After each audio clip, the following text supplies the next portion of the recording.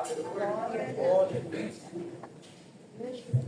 irmãos, da paz do Senhor, bom estarmos aqui, mais uma vez, na casa do Senhor, para juntos adorarmos e bendizermos o seu nome. Estamos regozijados no Senhor, temos louvores aqui entoados em seu maravilhoso nome. Estamos também para juntos meditarmos na santa palavra do Senhor. A nossa Bíblia, no Evangelho de João, no capítulo 6, no versículo 60 ao 69.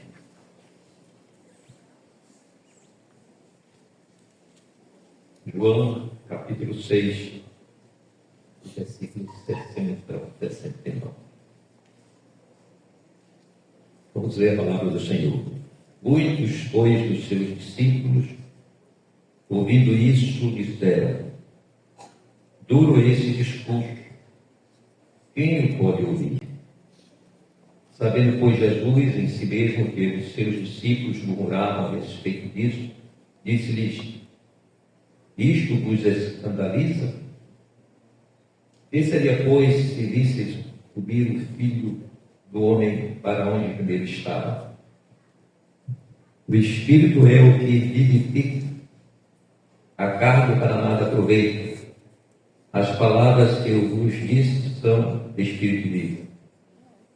Mas há alguns de vós que não creem, porque bem sabia Jesus desde o princípio quem eram os que não criam e quem era o que o havia de entregar. E dizia: por isso eu vos disse que ninguém pode vir a mim se por meu Pai lhe não for concedido. Desde então muitos dos seus discípulos tornaram para trás e já não andavam com Jesus. Então disse Jesus aos 12: quereis vós também retirar-vos? Respondeu-lhes, pois, Simão Pedro: Senhor, para quem iremos nós? Tu tens as palavras da vida eterna, e nós temos crido e conhecido que tu és o Cristo, o Filho de Deus. Amém? Glória a Deus. Esse momento de oração, irmãos, nós estamos entrando hoje na campanha em prol dos casamentos, né? Dos casais. Temos visto em muitos casamentos que estão à deriva, e a gente precisa ter uma reação espiritual.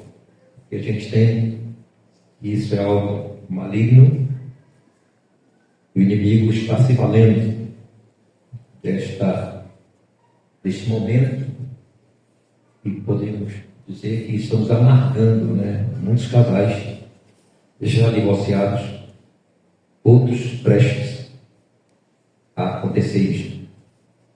Mas nós cremos no poder do nome de Jesus, pois cremos que isto é coisa do inimigo. Mas o inimigo, ele não tem poder no sentido de enfrentar, porque Jesus não tem inimigo para Jesus.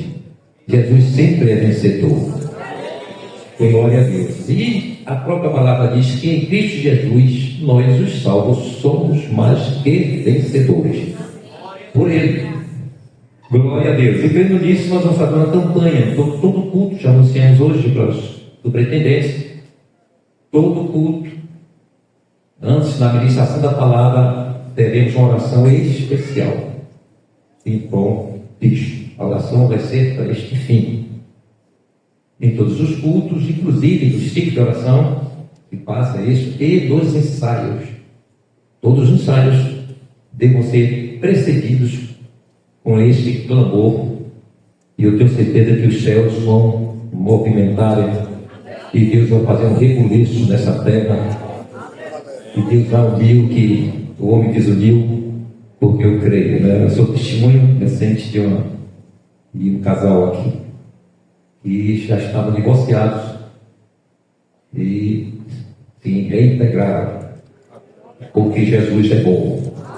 Glória ao nome do Senhor Jesus. E eu quero convidar neste momento, eu momento de clamor, quero convidar o presbítero Ornelas para fazer esse clamor ao Senhor, pedindo a providência do Senhor Jesus.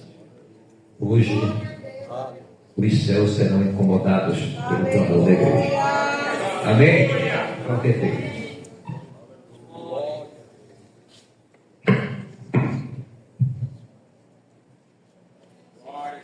Glórias a Deus. Saúde com a paz do Senhor. Amém. Fechemos nossos olhos e oramos ao Senhor. Soberano Deus, eterno, glorioso Pai que estás nos céus. Senhor Deus, o Senhor sabe, meu Senhor da glória, que família é projeto do Senhor. E a tua palavra diz, meu Senhor, no Evangelho de São João, capítulo 10, versículo de número 10, que o ladrão veio senão para roubar, matar e destruir. Mas logo em seguida o Senhor diz que veio para nos dar vida e vida em abundância, meu Senhor. Pai, a tua palavra, meu Senhor da glória. Por isso, Deus, em nome de Jesus, o teu Filho amado, porque a tua palavra diz que tudo que nós pedirmos em oração, crendo, nós receberemos. E tudo que nós pedirmos em teu nome ao Pai, o Senhor fará para que o nome do Pai seja glorificado, meu Senhor. Por isso, Deus, em nome de Jesus Cristo, meu Pai, nós oramos agora em favor do teu projeto, meu Senhor, criado lá no Éden, meu Senhor da glória. Abençoado por ti, meu Senhor, nós te pedimos. Entra, Deus, com as tuas mãos poderosas, meu Senhor, por tua bondade, misericórdia, fidelidade à tua palavra, repreendendo, ó Deus, toda ação do inimigo, repreendendo todo projeto de Satanás e seus demônios, repreendendo, ó Deus, tudo aquilo, meu Senhor da glória, que vem, ó Deus, atrapalhando, causando, Senhor, as dissensões, meu Deus, as separações, meu Pai, as intrigas entre os casais, meu Senhor da glória.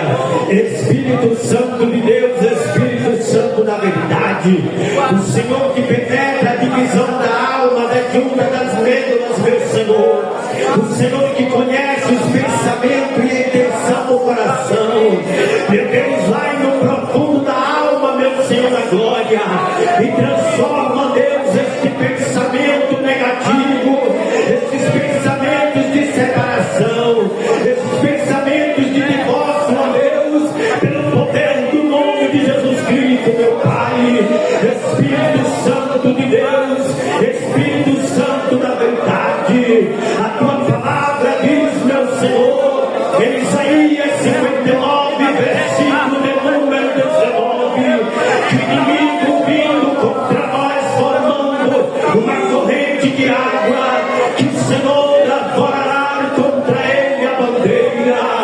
Espírito Santo de Deus, agora a tua bandeira contra estas ondas impetuosas, meu Senhor, que tem se levantado, ó Deus, contra a vida do teu filho, contra a vida das tuas filhas, meu Pai, deste projeto maligno, deste projeto, ó Deus, negativo, meu Pai, meu Deus e meu Senhor da glória, a família, Senhor, é a base de uma sociedade equilibrada, Senhor, de uma igreja fortalecida e edificada, meu Pai.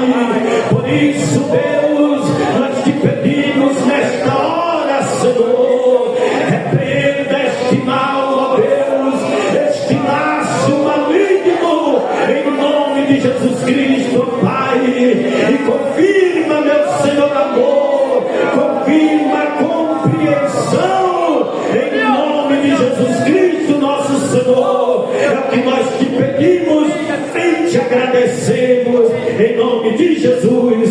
Amém, amém e amém, Senhor.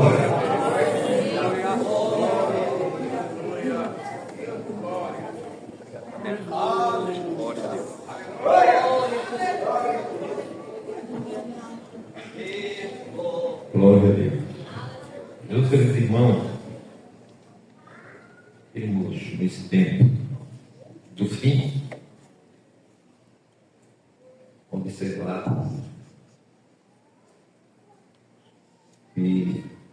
não é pouco o número de irmãos que crentes e não estão firmados, crentes convictos. Estamos na ausência, ou seja, estamos numa progressão de crentes sem firmeza de pé, sem convicção, e até a sua própria salvação. E neste pensamento, pedindo a Deus uma direção, que palavra fazer para a igreja, uma palavra de incentivo, mas também uma palavra de alerta. E nos veio esse texto e retrata muito bem a convicção dos discípulos de Jesus acerca de quem ele era. Eles não estavam seguindo Jesus cegamente. Eles estavam seguindo Jesus porque tinham convicção de quem ele era. E nós vemos para lá em Mateus, se não me engano, Mateus 16, está a declaração de Pedro, que era mesmo o sentimento dos demais, mas Pedro foi aquele que o Senhor que se apresentou, declarando quem era Jesus. Jesus fez essa pergunta, perguntando primeiro o que as pessoas falavam dele. Muitos disseram que ele era profeta, era Elias, João Batista, e aí cada um tinha sua definição de Jesus. Aí Jesus vira para os discípulos: e vós, quem dizeis que eu sou? E a gente sabe muito bem a declaração de Pedro: tu és o Cristo, o Filho de Deus. Glória a Deus. E a gente vê, portanto, a firmeza, o conhecimento que eles tinham de Deus. E isso é sinalizado quando eles deixaram tudo. Deixaram suas vidas para trás, suas famílias, pai, mãe, trabalho, para seguir a uma pessoa que ele conheceu, é um conhecimento recente. Mas o convite de Jesus é irresistível, não é? O convite de Jesus, ele mexe nas estruturas. Então Jesus mexeu com os sentimentos daqueles homens que se tornaram apóstolos, e hoje nós estamos aqui, sustentados na fé por muitos ensinos trazidos por servos do Senhor que andaram com Jesus, embora há tão pouco tempo, não é? Mas foi o suficiente para conhecer Jesus. E a gente vê toda a gente andando há anos com Jesus e não sabe quem é Jesus. Convive com Jesus, é abençoado, beneficiado por Jesus, mas não conhece Jesus. E a gente vê, portanto, que a realidade, o contexto desses textos que nós lemos, Jesus tinha realizado um discurso, uma pregação muito forte. Ele usou a metáfora do pão da vida e declarou que aquele que não comesse dele, comesse da sua carne e bebesse do seu sangue, não teria parte com ele. E os discípulos que estavam ali, que não se reuniam, os 12, daqui a pouco a gente passa por eles, falando sobre ele, aqueles discípulos que estavam ali, parte deles não aceitaram aquela pregação, se escandalizaram. Por se escandalizarem, eles então abandonaram Jesus, deixaram Jesus. E naquele momento Jesus também aproveita-se e pergunta para aqueles que ficaram: e vós, não quereis também seguir a estes? E aí, mais uma vez, Pedro lhe responde por todos: para quem iremos nós? E só tu tens a palavra da vida eterna. Glória ao nome do Senhor. Que conquistão. Glória a Deus. Então, ser vestido na fé, irmãos, é algo necessário na vida do crente. E o crente, só o crente salvo, ele é capaz de sentir essa firmeza, de ter sentido. O crente tem certeza da sua palavra. Se você perguntar um ímpio, vamos dizer que um religioso do tempo lá, né, tradicional, e você perguntar a ele, por exemplo, assim: ei, você é salvo? Ele diz assim: Deus é que sabe. E perguntar: você vai para o céu? Deus é que sabe. Mas a questão não é Deus saber, porque Deus sabe Deus. A questão é eu saber. Porque a vida cristã não é uma aventura. A nossa fé não é uma aventura. Então eu tenho que ter essa convicção. Porque eu sou crente. Porque eu carrego a Bíblia. Porque eu me visto diferente. Porque eu ando diferente. Meu comportamento é diferente. E essa convicção que nós adquirimos e temos, na verdade, é uma convicção que não é algo construído simplesmente pelo conhecimento. Claro que o conhecimento ele é o que abre a janela. O conhecimento da palavra do Senhor ela revela. Mas a convicção ela vai também da sua vivência,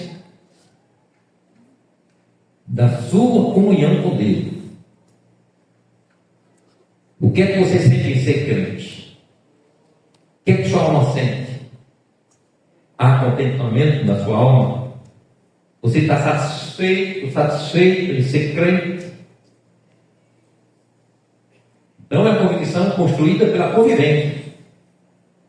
O conhecimento de Deus abre a porta, você conhece Deus, conhece Jesus como Salvador, como Senhor, aceita Ele. Aí a partir do momento você vai andar com Ele, vai ter comunhão com Ele, vai ter intimidade com Ele, Ele vai se revelar a você, e você vai contemplar a sua glória, aleluia, e vai seguir a sua caminhada da fé. Então o crente que ele não tem esta convicção, essa segurança espiritual, ele se torna um alvo frágil e fácil para o inimigo, através de ensinamentos heréticos, doutrinas heréticas, e que tem levado muitos crentes à apostasia. Não é? Por medo de ver alguém, ninguém queria, dentro da igreja. Já teve presbítero que se tornou testemunho de Jeová. Aqui já teve líder da cidade, crente batizado pelo Espírito Santo, de muito tempo de igreja, e se tornar um espírito, um kardecista. E aí a gente fica analisando: teria sido isso simplesmente um acidente de percurso? Ou uma falta de um conhecimento dele, plano de Deus? Por que conhece Deus, irmãos? Que tem comunhão com Deus, pode como diz o ditado, pode dar sangue na canela e não nega Jesus. Ele não abre mão de Jesus. Glória ao nome do Senhor Jesus. Então é algo para a gente refletir, porque muitas vezes a gente choca e a gente começa até a fazer uma comparação com a nossa fé. Meu Deus, esse homem, essa mulher que era tão firme e fiel, ela negou Deus no dia. Aí começa até a trazer dificuldade à sua fé, ter dúvida da sua fé. Será que eu estou meio no caminho? É por isso que nosso foco de exemplo, de padrão, quem é? A Bíblia manda olhar para aquele que é o autor e consumador da nossa fé. Glórias ao nome do Senhor Jesus. Glória a Deus. Então Jesus, o Senhor, nosso Deus, ele tem conhecimento. Quando ele tinha conhecimento, deixa eu vir trazer isso. Jesus tinha conhecimento quem era e quem não era. Porque ele era homem, mas era Deus. Ele era onisciente. Ele conhecia o pensar, conhecia a vida por inteiro daqueles homens que estavam seguindo todas as multidões que seguiam Jesus. Jesus conhecia. Então ele sabia quem era. Ele sabia com quem ele podia contar. Ele dentro dos próprios grupos, ele sabia com quem ele podia contar mais. Quem era? Pedro, Tiago, João. E no final, lá no Getsemane, né, na sua oração, ele ainda tem um certo desconforto com os três, né? E quando por 3 vezes Jesus foi e botou, estavam dormindo, cansados. E Jesus, você não pode ficar em nenhum momento comigo, ou seja, você não pode nem um momento interceder por mim. Mas o certo é que Jesus conhece. Ele conheceu e conhece quem é que não é aqui. E isso é maravilhoso. Porque isso, irmão, para o crente, ele se sente seguro em saber que Jesus conhece. Ele conhece. Ele me conhece. Ele sabe que eu sou. Aleluia. Isso é maravilhoso. Aleluia. Então Jesus aqui, ele conhece cada um de nós. Ele conhece as nossas virtudes, as nossas fragilidades. Ele conhece também as mazelas que por acaso possamos ter na nossa vida. Jesus conhece tudo. Então Jesus é aquele que sabe quem está andando com ele, quem está com ele. Glórias ao nome do Senhor Jesus. Portanto, todos os dias, todas as horas, irmãos, minutos e segundos, nós somos soldados pelos olhos e pela palavra do Senhor. Eu entendo que isso já era suficiente para a gente ter uma vida diferente. E parece que tem hora que a gente esquece que Jesus é onisciente, onipresente. Os seus olhos estão em todos os lugares. E parece que a gente esquece que Ele nos sonda. Então Ele sabe todas as coisas. Ele revela o oculto. Glória a Deus. E Daniel disse isso, o profeta Daniel. Com Ele está a luz, ou mora a luz. Então nada está obscuro para o Senhor, para Deus. Glórias ao nome do Senhor Jesus. Jesus já sabia que no meio daquela multidão de seguidores tinham aqueles que não criam nele. E eu tenho que dizer essa noite que Jesus, Ele sabe aqui, está sabendo, Ele está nos sondando. E Ele tem, podemos assim dizer, a ficha de cada um de nós do céu, no seu livro. Glórias ao nome do Senhor Jesus. Glórias ao nome do Senhor Jesus. Então logo Ele sabe quem é crente e quem não é, quem é firme, quem é fraco, quem é convicto, quem é oscilante. E não se assuste, Ele sabe até quem não vai ser salvo aqui.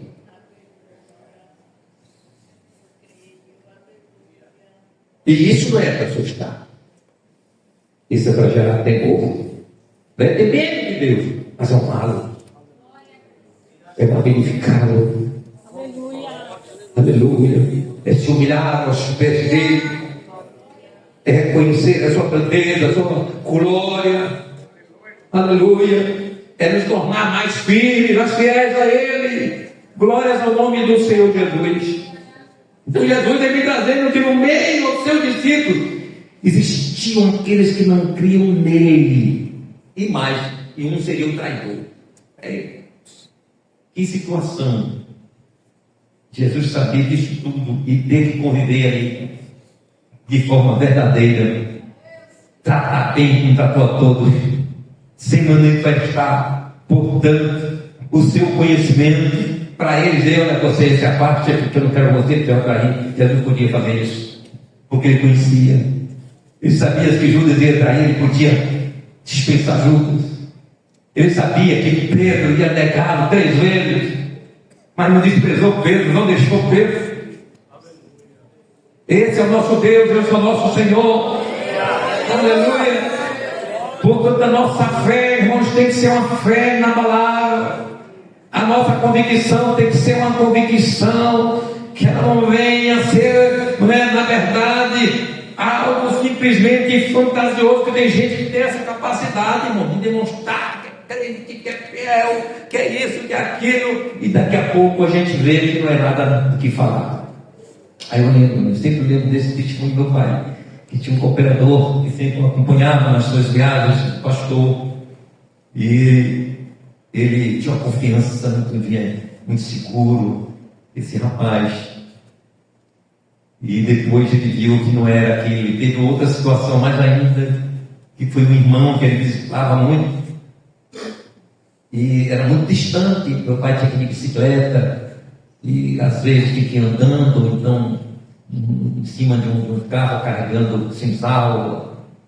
O tempo era um tempo difícil. E aí meu pai, ao visitar muito esse irmão, tinha com pena do pastor, pelo seu desgaste físico.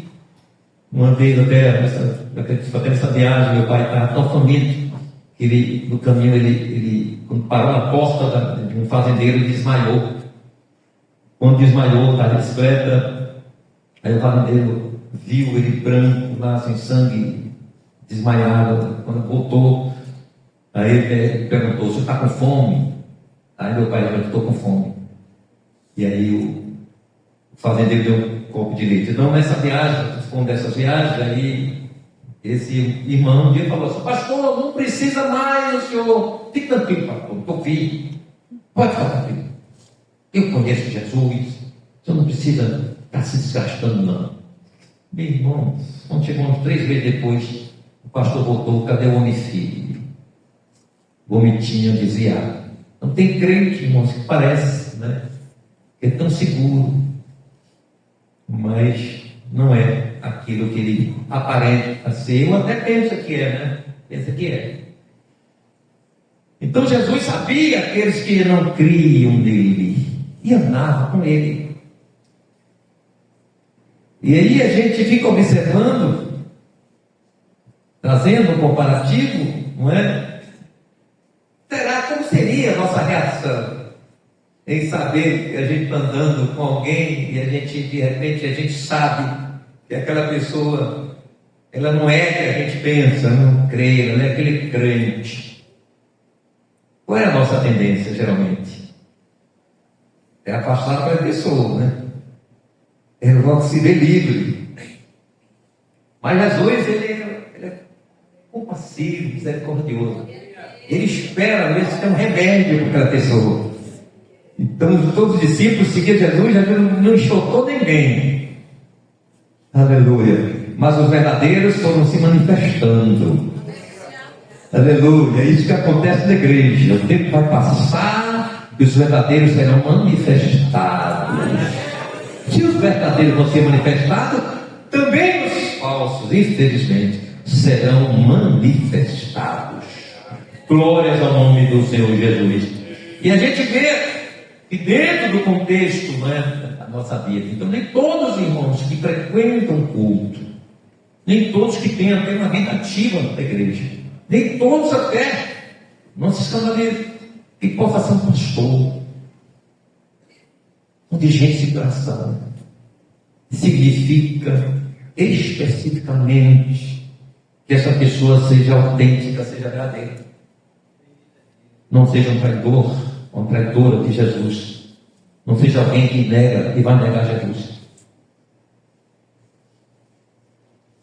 E a gente pode entender que nesse tempo da igreja, Jesus já havia alertado, dentro desse entendimento, de que poderia e teria pessoas inseridas do seio da igreja que não seriam, de fato, crentes. Nós vemos em Mateus 7, 21 a 23, se puder abrir sua Bíblia, abra. Nós vemos ali algo interessante. Você vai ver que Jesus vai pontuar aqui situações normais, como se fosse alguém, uma vida devocional, ativa, normalmente, até com alguém, pessoa com poder de milagre. Alguém operando alguma coisa, alguém fazendo alguma coisa no nome de Jesus. Ele diz assim, nem tudo que ele diz. Senhor, Senhor, entrará no reino dos céus.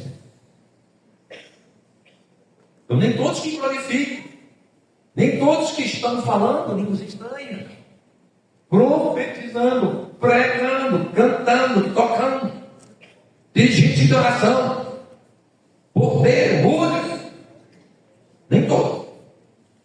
Eu não estou dizendo aqui que está dentro desse ponto aqui, que especificamente estou falando de uma forma genérica,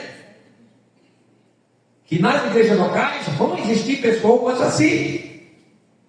Esse nem todo que lhe diz, Senhor, Senhor, entrará no reino dos céus, mas aquele que faz a vontade do meu Pai que está nos céus. Diz mais, muitos dirão naquele dia, Senhor, Senhor, não profetizamos nós em teu nome? E em teu nome não expulsamos demônios? E em teu nome não fizemos muitas maravilhas? Aí Jesus diz, então eu lhes direi, abertamente, nunca vos conheci. Fazendo milagres, ostentando e mostrando, expositando a espiritualidade de fervor até espiritual, grande. Aí Jesus disse, não te conheci. Tu estava fazendo nada, mas era a minha palavra, era o meu nome. Porque a palavra do Senhor é poderosa. O nome de Jesus é poderoso. Então não meça ninguém pelo milagre, não meça ninguém pelas línguas estranhas, por uma profecia. Mensure alguém, se é que podemos mensurar, pelas obras dessa pessoa, pelos frutos, pelo que ela apresenta, pelo que ele é, na igreja, na sua casa, na rua, no trabalho, na faculdade, aonde que ele colocar seus pés. Se ali ele tiver um testemunho santo, crente fiel ao Senhor, pronto. A sua espiritualidade é verdadeira. Glórias ao nome do Senhor Jesus. E nós somos muito levados a isso, irmão. Em sermos encantados por pessoas que Deus usa. Até a gente se canta e chama atenção. Mas isso não pode ser um motivo, nem uma razão de eu colocar ali agora como um padrão. Aquela pessoa é um padrão para mim. Aí Jeremias diz, enganoso é o coração mais do que todas as coisas, e ligeiramente corrupto. Quem o conhecerá? Aí diz, eu, Senhor, conheço. Glória a Deus. Glórias ao nome do Senhor Jesus. É por isso que a gente tem que ter esse conhecimento. Porque quando, infelizmente, surgiu uma situação de um escândalo, alguém que você não esperava, você pode dizer e pensar até, meu Deus, o que houve? Foi um acidente? Há casos que é acidente, irmãos. A gente tem que tratar disso aqui também. Que há situações que realmente são acidentes. Acontece, são coisas de percurso. Pode acontecer um fracasso para alguém. Mas todo fracasso ele tem uma pílulazinha. Às vezes eu só até orava muito, ia falar muito, mas não vigiava. Consagrado, tinha vida de consagração e tinha vida. Mas descuidou de alguma coisa. Então, até que acidente de percurso, ele tem um motivo, tem uma Bíblia. Imagine alguém que não é convicto. A sua exposição ao pecado, ao erro, à queda é maior.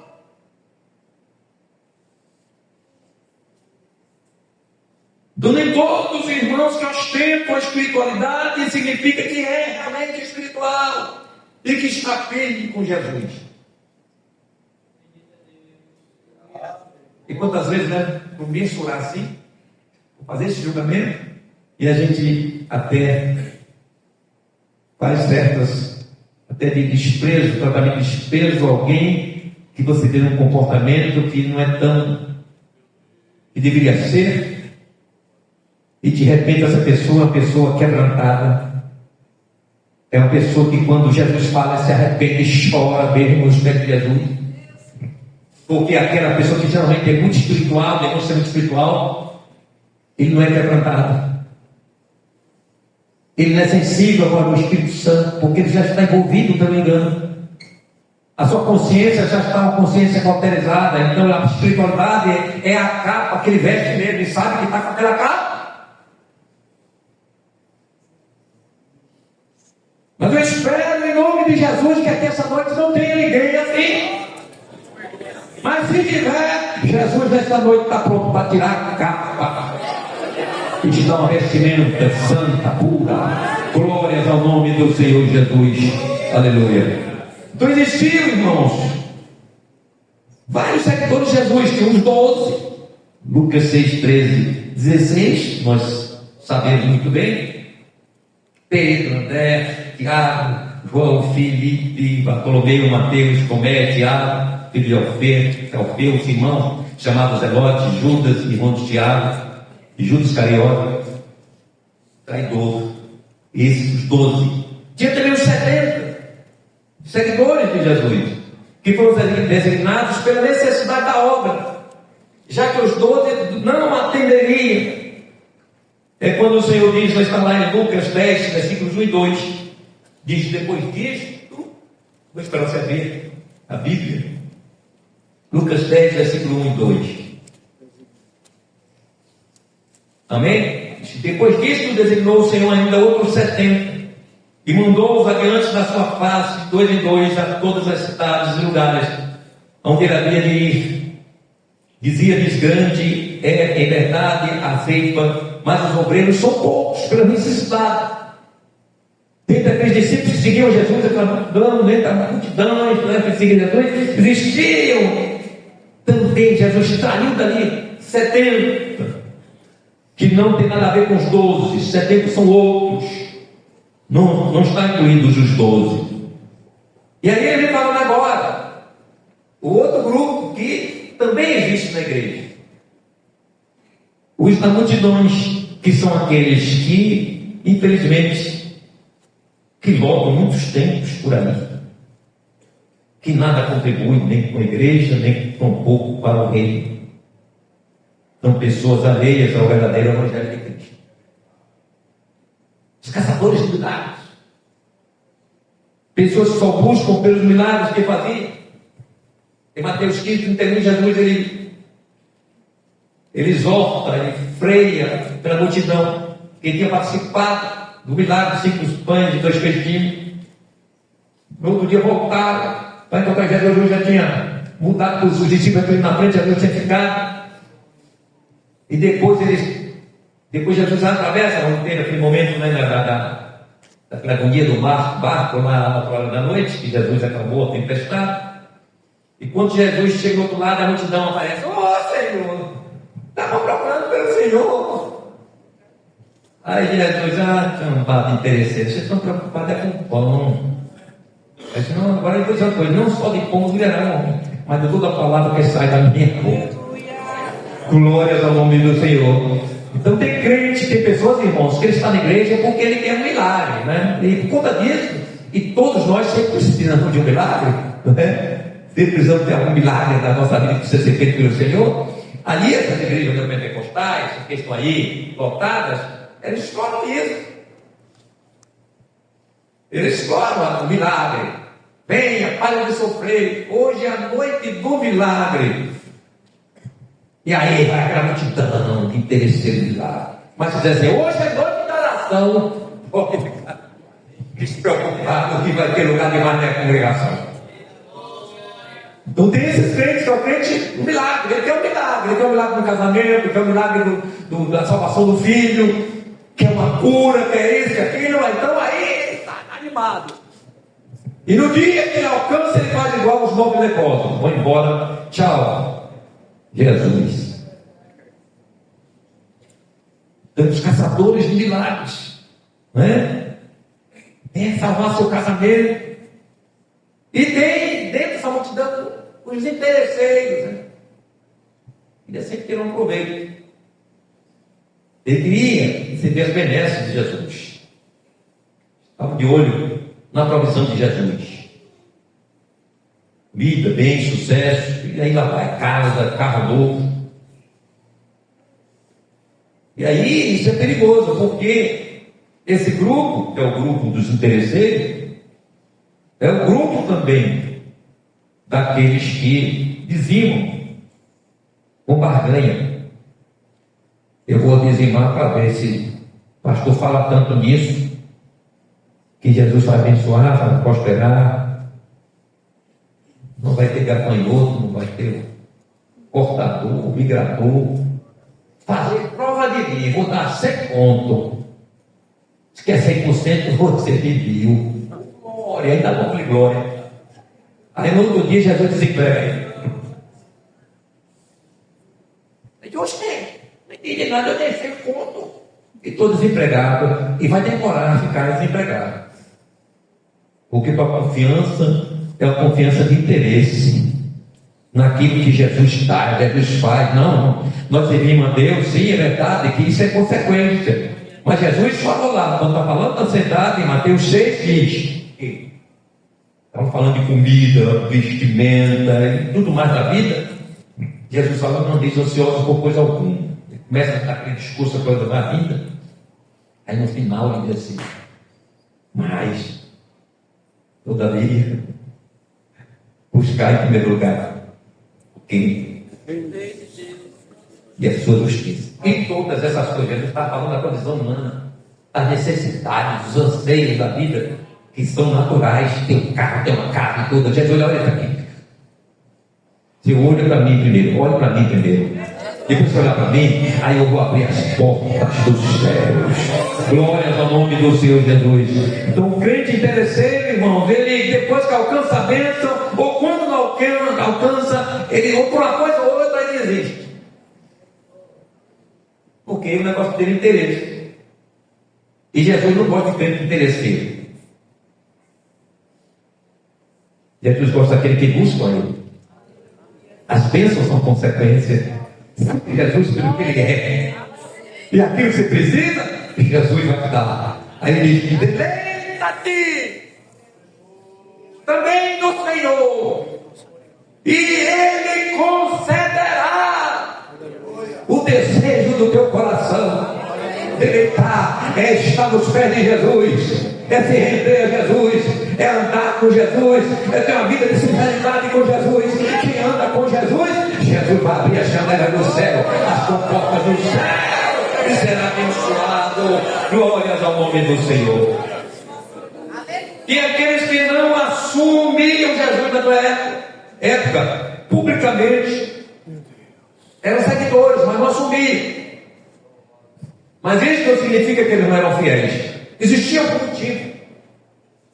Porque nós vemos a questão mesmo que quando Jesus morreu e foi para ser sepultado, aí o texto diz que José de Arimateia, um dos seus discípulos, pegou o corpo de Jesus, pediu o corpo de Jesus e levou para ser sepultado. E Deus usa esse homem, cumprindo a profecia que estava lá em Isaías 53, 9. Quando o profeta Isaías diz, e puseram a sua sepultura com os ricos e com o rico na sua morte. José de Arimateia era rico. E ele colocou Jesus num túmulo virgem, zero. Não tinha entrado ninguém tinha inaugurado ainda. E Jesus, através, se cumpre essa profecia, está lá em João 19 já, verso 38. Depois disso, José de Arimateia pediu a Pilatos o corpo de Jesus. José era discípulo de Jesus, mas o era secretamente, porque tinha medo dos judeus. Porque os judeus naquela época, irmão, condenavam, apedrejava, criava mentira, não criou mentiras para Jesus. Jesus tinha profanado. E ele se guardava ali. Mas aí agora ele se manifesta no momento mais crítico. Porque ele veio enterrar Jesus justamente no momento em que iria suscitar, já estava, uma grande perseguição contra os seguidores de Jesus. Aí ele aparece. Para enterrar Jesus, eu disse assim, é como se fosse um reconhecimento. Ele voltando assim, reconstruindo tudo aquilo. Poxa, eu devia ter andado com Jesus mais. Eu devia estar andando mais com ele, pelos caminhos. Eu devia ter aparecido para todos me verem que eu era seguidor dele, mas agora eu vou aparecer. Me deu o corpo dele. Vou enterrar lá no meu túmulo. O túmulo que seria para mim, será para ele. Glórias ao nome do Senhor Jesus. Ele se arriscou a ser perseguido pelos judeus, por aqueles fariseus, os seguidores que faziam os religiosos dentro do grupo dos fariseus, que eram saduceus também. Ele se arriscou. Existia também aqueles que não tinham qualquer compromisso. Eu vou lá. Hoje vai ter culto. Eu vou também. É o crente do ovo a ovo. Não vem para a igreja por conta de Jesus. Ele vem porque a namorada vem. Porque o namorado está lá, ele está interessado em alguém. Ele vem porque não tem onde ir. Ele se acostumou a vir para a igreja. Ele sente falta da igreja, não sente falta de Jesus, sente do bem. Sente falta dos cantos, do que canta, do grupo que toca. Mas não sente falta de Jesus. Aqueles crentes também, eles têm compromisso, estão na igreja. Mas não conte com ele para nada. Eles aparecem no oba-oba, em cultos festivos. Ele aparece na Santa Ceia, de novo aqui. Eu estou com comunhão, eu vou tomar, ninguém me pede tomar. São aqueles que passam a semana inteira, esquecem que existe templo para adorar. Ele esquece totalmente, esquece até domingo, só aparece domingo de noite. E não aparece qualquer culto, não. Ele tem que aparecer no culto que a igreja está lotada. E principalmente se for um congresso, pregador novo, cantor novo, mas rapaz, eu gostei do cantor. Mas no dia seguinte eu não gostei. Eu não disse assim, eu gostei de Jesus estar presente, eu gostei da presença de Jesus, eu gostei do cantor, gostei do pregador. Olha, pregador é bom. Bom é Jesus. Aleluia. Bom é Jesus. Quem acha Jesus bom, que glorifica. Glórias ao nome do Senhor Jesus. E esse número aumentando. Então os crentes vão comer, quer festa, quer outra festa, vamos rolar festa, vamos movimentar o povo. Quem conhece Jesus, aleluia, não é movido por isso não. Não tem ninguém na igreja. Ele vem para o culto matutino, só tem dois, esse comigo é três. Aí ele vai orar, dobrar seus joelhos, glorificar Jesus. Ele vem na sexta-feira do culto de oração. Ele vem.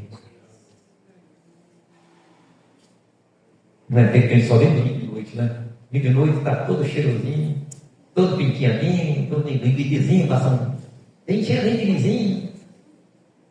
Ela vem arrumada, com perfume, dá para sentir 3 quilômetros. Vem todas. Eita, Jesus tem que crescer.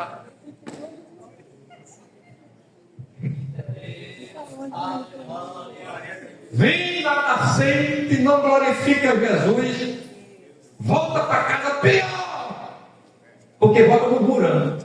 Eu não gostei do culto. Vixe, que menina para cantar acentuado. Crente sem compromisso. E não se foca, vou dizer agora, crente de compromisso também, crente que não é dizimista é crente sem compromisso. Eu não estou falando de dinheiro, não, estou falando de fidelidade. Dinheiro, o dono da prata e do ouro é Jesus. Se você não dá, Jesus usa outro. Eu estou falando de fidelidade, Senhor. E compromisso com Deus. Amém? Os religiosos tradicionais, e se destacavam os fariseus e os saduceus, que estavam inseridos ali os escribas, os homens da lei, os intérpretes da lei. Os fariseus eram aqueles mais radicais que nós sabemos. Jesus contestou sempre a forma como eles expressavam a sua religiosidade, a hipocrisia, fanatismo. E Jesus chegou a chamar os fariseus de, ele chega a dizer, de uma planta que seria arrancada. Mateus 15:13 diz: ele, porém, disse: toda a planta que meu Pai Celestial não plantou será arrancada. Ele está falando dos fariseus, saduceus. Então existe também os religiosos. Na igreja existe. Ele não é Deus dele, mas é piedoso. Veste com crente, prega com crente, canta com crente. Ele tem uma vida que parece, como disse, lembra aquela propaganda que tinha antigamente, os irmãos mais velhos aqui, Denorex. Parece mais. Olha o meu tempo aqui, ó. Sezentinha aqui, que lembrou na hora. Ali também. Então, parece, mas não é. Né? Aí, nem tudo que é luz é o quê, irmão? Ouro. E existe o ouro, um tipo de metal, que chama de ouro de gogo. Mas parece ouro. O camarada não conhece, não acha essa uma mina, o camarada já fez, fizeram festa com ele, tocou fogo e quis comprar cada coisa, comprou, quando chegou lá, rapaz, isso aqui é ouro de gogo. Não é nada. Eu tenho crente, irmão, tem até um brilhozinho de ouro, parece ouro. Mas quando vai com o cadinho, falei aquele cadinho, que derrete, e não é ouro. Então tem crente que parece que é ouro, mas ele é religioso. Né?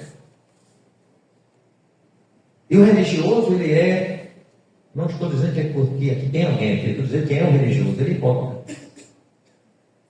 Os saduceus eram extremamente religiosos,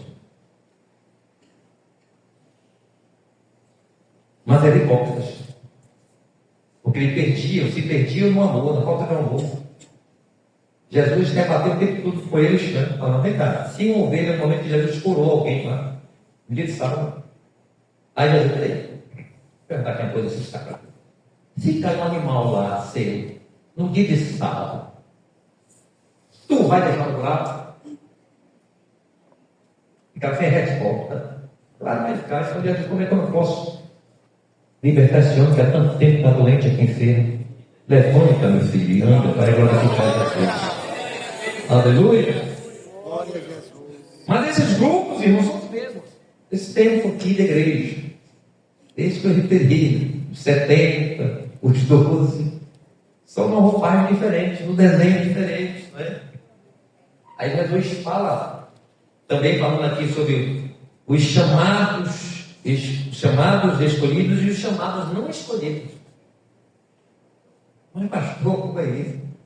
São aqueles que, embora tenham atendido o chamado do Evangelho, declarado aceitar Jesus como Salvador, mas não valorizam o dom da salvação. Ele está no meio dos salvos, mas ele não valoriza a salvação.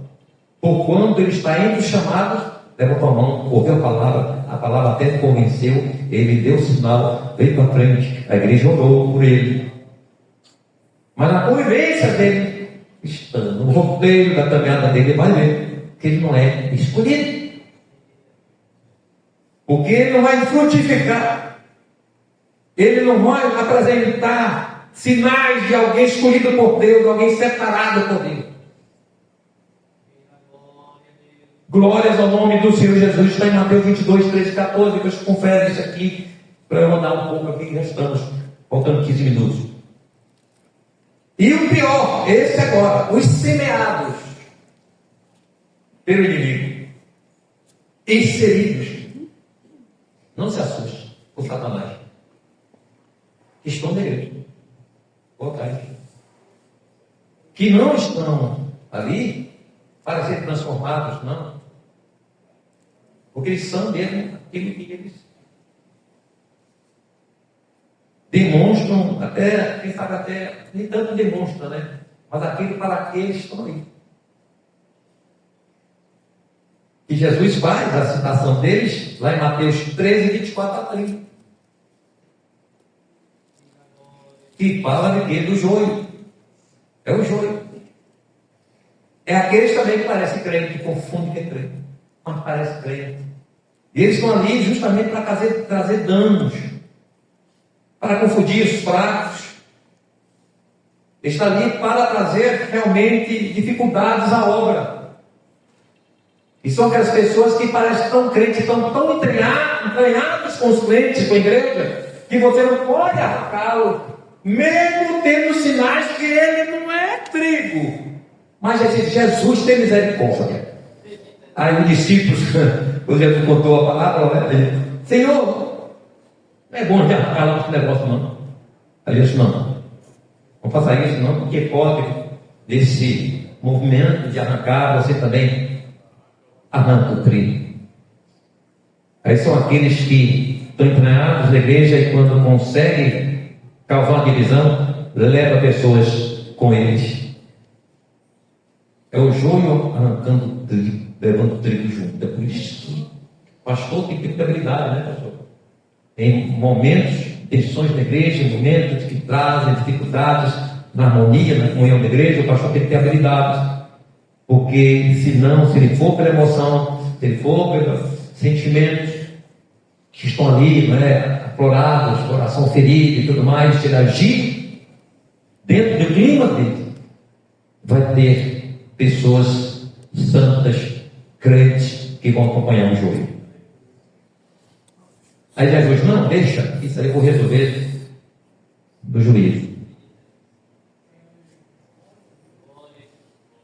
Então tem pessoas, irmão, não se escandalizem, estão na igreja, mas sai uma manifestação no juízo. Por quê? Porque eles estão tão entranhados e parece tão crente que, meu Deus, como é que eu faço? Aí você vai orar. Vai pedir Jesus. Seja o nome da igreja. E eu sei que quando Deus ele vê, que Deus tem percepção que eu não tenho, nós não temos. Quando Deus vê que a obra dele vai sofrer, vai ter alguma coisa, Jesus mesmo cuida de tirar. Sem pastor movimentar, sem o ministério, dá um grito. Aí tem que ter a situação, daqui a pouco você vê, aí você diz, louvado seja o nome do Senhor, porque Deus entrou com providência. Então, esse grupo é perigoso, que é o joio, foi inserido pelo Satanás, com Satanás mesmo. A referência lá no texto é se referindo ao inimigo. O homem plantou um trigo à meia-noite, meia-noite, veio o inimigo e semeou. O inimigo ali é Satanás. Eu tenho pessoas na igreja que não foi Jesus que trouxe. É verdadeiro. Que foi plantados pelo inimigo. Isso não é heresia, não. Isso é Deus. É Jesus que está falando aqui. Aí vem os carnais, misericórdia. 1 Coríntios 3, de 1 a 3. Eu faço questão de vão ler esse texto, porque ele falar aqui quem são os carnais. 1 Coríntios 3, de 1 a 3. Pode ver. Descansa aí, tudo. E eu, irmãos, não vos pude falar como a espirituais, mas como a carnais, como a meninos em Cristo. Com leite vos criei e não com manjar, porque ainda não podíeis, nem tampouco agora podeis, porque ainda sois carnais.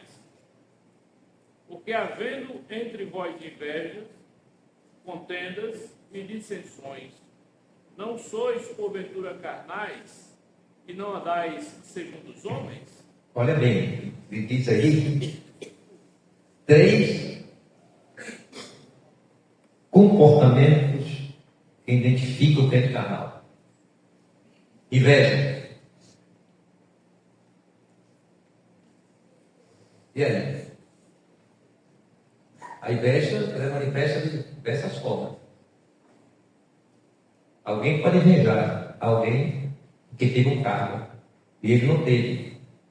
E essa inveja vai se aflorar com o sentimento de ódio para aquela pessoa, desprezo, vai gerar falação que ela vai bradar, vai falar o tempo todo, questionando a sua satisfação, até dizer que ela é melhor que aquela pessoa. Isso é inveja. É de quem é carnal. Contendas. Ninguém não tem isso não. Não tem. Ninguém liga nem deixa. Ninguém conta fofoca a ninguém. Tem uma vez que o dirigente contou a fofoca para outra irmã e qualquer outra das 2 irmãs, que puxa, cabelo na porta da igreja. Não vai ter não. E a gente teve que tirar o irmão, o dirigente da congregação. Perdeu a congregação por causa disso. Uma irmã, esse negócio, olha, tem que ter cuidado, o pastor tem que visitar os crentes. Isso é dever de pastor. Mas pastor tem que entender isso, tem que reconhecer a sua postura de pastor. Quando eu pastor amiguinho, churrasquinho para cachorrinho, lá naquela pessoa que vai e volta, é perigoso. É muito perigoso isso. Isso dá tribulação. E dentro desse entendimento, né, dessa intimidade, mas esse pastor chegou, a irmã falou para ele, não fulano de tal, é isso, é aquilo, e falou mesmo, deu um relatório da irmã que ela era o pastor, o dirigente lá. Ele andava na rua, ou seja, vou dizer que o termo bem chula, mas sem teor nenhum de negatividade moral, barato, morre a só. Então, ele estava em uma casa, aí quando ele chegou na casa da irmã, ele falou, a irmã falou isso de você. E foi. A gente dupla. Aí meu irmão, quando chegou no próximo do outro culto que teve lá, meu irmão, quando terminou o culto, vem aqui tem um acerto. Aí chamou de uma outra. Você disse o pastor, você disse o pastor, não botou o pastor bolo. Oi, você me disse isso, que eu sou isso agora, e pronto.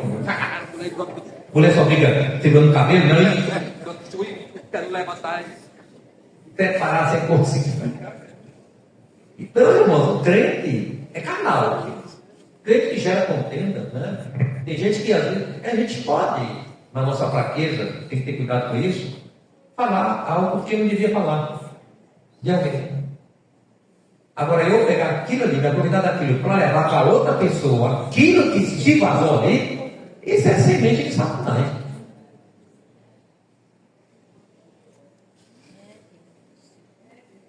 Então, não aproveite o erro de alguém, algo, para você chegar para agora fazer e causar um mal maior. Isso é carne. Que é a mesma coisa de dissensões. A confusão. São crentes carnais. Tem os espirituais, glória a Deus. Quem é espiritual aqui, glorifica Jesus e continue sendo assim. 1 Coríntios 2, 15, 16. Mas o que é espiritual? Discerne bem tudo. E ele ninguém é decidido, porque quem conheceu a mente do Senhor para que possuí-lo, mas nós temos a mente de Cristo, é a mente de Cristo. Então tudo que ele vai fazer, ele tem Jesus como referência. Todas as suas ações e reações, ele diz assim, Jesus faria o mesmo? Será que Jesus fazia assim?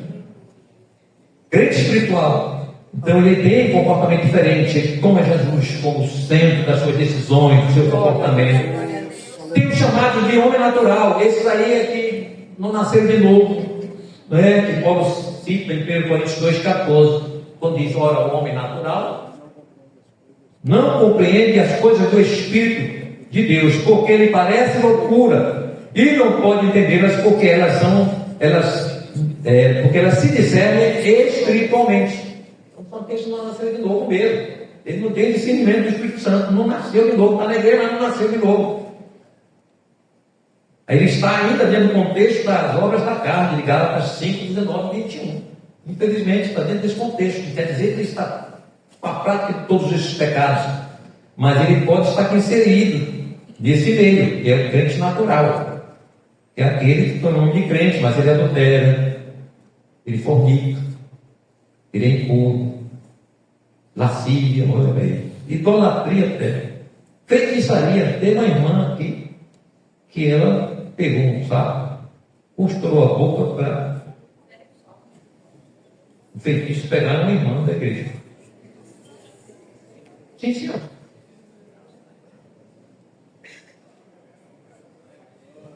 Não nasceu de novo, né? Feitiçaria, inimizade, contendas, ciúmes, iras, pelejas, dissensões, heresias, invejas, homicídios, bebedices, glutomanias e coisas semelhantes a estas, acerca das quais de antemão vos declaro, como também já antes vos disse, que os que cometem tais coisas não entrarão no reino de... E aí eu li aqui agora, irmãos, olha, tem ciúme aqui. Contendas está aqui. Ira está aqui. Dissensões está aqui. Inveja está aqui. Bebedices. Mas pastor, por que bebedice? Porque tem crente que bebe. Tem crente que toma vinho. Tem crente que tomou um licorzinho. Tem. De ginipapo, maracujá, sei lá. Tem crente, não se escandaliza, não, tem crente. E tem crente, quando ele quer ser mais eu não entendi que expressão usa aqui, ele compra cerveja sem álcool. Para sentir o gosto da condenada e não ficar bêbado. Mas ele quer estar com saudade de tomar. Então ele está tomando cerveja alcoólica por telepatia. Está tomando ali, mas sentindo o sabor da condenada com álcool. Tem crente assim. Um dia eu cheguei no supermercado, irmão, não deu risada. Não tinha uma caixinha cheia de cerveja. Jesus. Ele nunca se queimou na igreja, mesmo na igreja, né? Só Jesus. Como eu não sabia se era dele para alguém, eu também não ia perguntar para ele. E a cervejinha com o senhor? Podia ter ele tentado dizer, agora passou também, aí não sei como. Você está problema. Mas são situações, irmãos, que a gente enfrenta por aí, né? Amém. Estou terminando aqui. E tem os fortes. Os fortes são aqueles que abusam da sua condição de forte. Ele é forte mesmo. Mas aquele Paulo refere em Romanos 15, também em Coríntios ele faz isso, em Coríntios 8, mas diz assim: mas nós que somos fortes devemos suportar as fraquezas dos fracos e não agradar a nós mesmos. Portanto, cada um de nós agrade a seu próximo, que é bom para a edificação. Com aqueles crentes que são firmes na fé, não seguros, mas ele acaba tendo certas práticas que até há licitude, mas que não há conveniência. Então ele acaba trazendo dificuldade àquele irmão que é fraco, aquele irmão que está crescendo na fé. Por exemplo, não sabe aquelas mulheres do candomblé com aqueles balais cheios de pó? Aí Jesus diz assim, o Paulo diz, quem é o ídolo? É nada. Mas não é porque ele seja nada que eu vou me deliciar dos banquetes oferecidos a Satanás. Mas sem crente realmente não vai fazer nada, nada não vai fazer nada. Mas se eu comer daquela pipoca, eu vou estar transmitindo tanto para a pessoa que me ofereceu, e ela vai glorificar lá o diabo, porque um crente comeu da pipoca oferecida lá a causa do domingo. Mas o irmão fraco me vê com o irmão fraco, ele diz, aquele irmão que não tem aquele conhecimento que eu tenho, teológico, tem conhecimento da firmeza, vamos dizer assim. Ele vai ver aquilo ali e vai ser escândalo para a salvação dele. Aí Paulo, ele orientando, falando sobre essa questão, ele fala, né, 1 Coríntios 8, 9 a 13, estou encerrando, aí ele diz assim, mas vede que essa liberdade não seja de alguma maneira escândalo para os fracos. Porque se alguém te vir a ti, que tens conhecimento forte em casa, sentado à mesa do templo dos ídolos, não será a consciência do que é fraco e induzida a comer das coisas sacrificadas aos ídolos? Claro. Viu lá e está lá o irmão prefeito da igreja sentado. Aí está lá num restaurante, num bar. Está tomando um Guaraná, mas está no bar. Um novo convertido que passa ali, vai ficar aqui, andou muito tempo em bar, que não quer saber mais de bar, porque senão ele volta para o bar e bebe de novo. Ele vai ver o crente lá e vai ficar o presbítero. É por isso que eu não para em qualquer lugar. Eu não almoço em qualquer lugar. Porque tenho um receio. Se alguém me vê e dizer, olha, eu vi o pastor. E se for um bar, você vê um copo desse aqui, uma taça dessa bonita, com Guaraná, mas eu vi, era cerveja. Que até escumia em cima. Então a gente tem que acreditar essas coisas. Então tem crente que a gente pode, e às vezes não é essa fortaleza toda, né? Porque você não pode subestimar a sua fortaleza em detrimento da fraqueza, porque nós somos fracos, eu tenho fraqueza. Quem nos sustenta, quem nos dá força é Jesus. Você pode conhecer a Bíblia de trás para frente, de frente para trás. Mas se não for Jesus que garanta a tua segurança, a tua fé, tu fracassa no primeiro encontro que tiver com o inimigo nessa vida. Amém? E os fracos, tadinho? Tem os fracos, né? Mas os fracos são duas categorias. São aqueles que estão em processo de discipulado, eles estão aí na macedônia. Estão comendo, né, pastor? Isso ou não? O leite. Mas tem os fracos, aqueles que têm o tempo todo de igreja. A mesa é grande e farta, mas ele só quer comer farofa.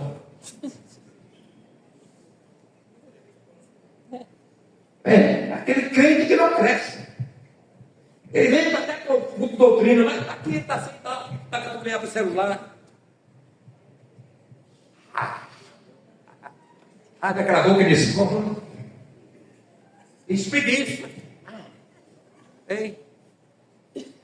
Não aprende nada, não guarda nada, não tem nada. Vai crescer fraco, desnutrido. Não é? Deve aquele camarada desnutrido, que coisa, né? Terrível. Só vê carne e osso. Então esses fracos, das duas categorias. E podemos dizer que, por exemplo, um desses crentes, no sentido de fraqueza, porque não querem se alimentar. Aí a igreja de lá, das igrejas da Galácia. E Paulo diz assim, Gálatas 1, 6 a 8, diz assim, maravilha! Ou seja, eu estou aqui, a expressão é essa aqui, eu estou admirado, eu estou aqui como socado, eu estou aqui sem acreditar. O que está acontecendo com vocês? Porque tão depressa passastes daquele que vos chamou a graça de Cristo para outro evangelho. O que pode entender é que, na verdade, aqueles grande parte dos crentes da Galácia, embora Paulo ganhou, Paulo instruiu, mas eles nunca se tornaram e dizer, eu estou aqui no evangelho da graça, nenhum judaizante aqui, nenhum judeu praticante da lei vai ter que conseguir aqui me enganar. Mas eles foram enganados, porque eles deixaram. E Paulo diz que eles não abraçaram o evangelho, mas eles foram enganados por aqueles que querem transformar o evangelho de Cristo. E eu preciso falar só desse aqui. E na quinta-feira a gente termina. Mas eu preciso falar. E tem também o grupo dos Judas.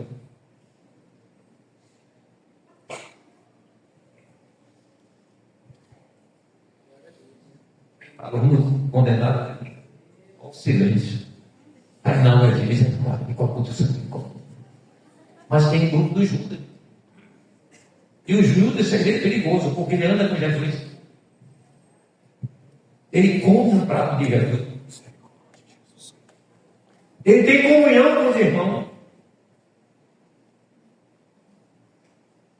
Ele está ali comungando com todo mundo. Ele tem cargo de confiança.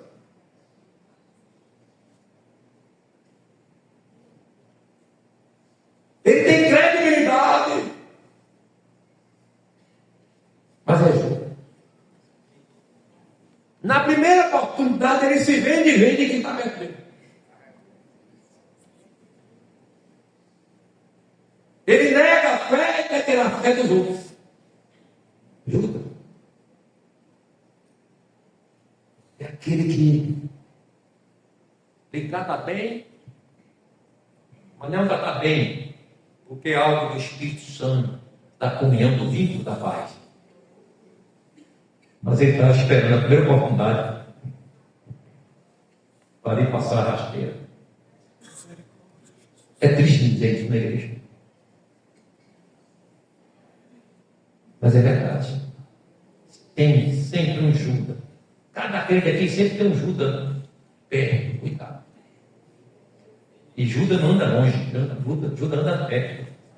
O problema é esse. Ele anda de quase de mãos dadas. Teve uma pessoa uma vez, foi aqui em Campos, ele disse assim, para esse dia para todo mundo, o pastor Jair, ele pode ficar deitado na rede aí e pedir água de coco, que eu vou botar água de coco. Não. Na primeira oportunidade que ele ficava lá no Instagram, fez um movimento lá nele. Ele acabou promovendo uma divisão daquela época, pastor, de algum campo lá. O camarada que mais dizia que gostava do pastor, que carregava o pastor no colo. Cuidado com alguém que diz que vai carregar no colo. Ele vai colocar no colo para o primeiro buraco que tiver de invocar. Queira ser carregado no colo por Jesus, meu irmão. Ou então pela esposa, e a esposa pelo esposo. Pronto. Mas pela. Olha, só misericórdia. Mas Jesus é bom, irmão. Vamos continuar confiando em Jesus. Mantendo nossa fé. E vale a pena ser fiel ao Senhor. Amém? Deus abençoe.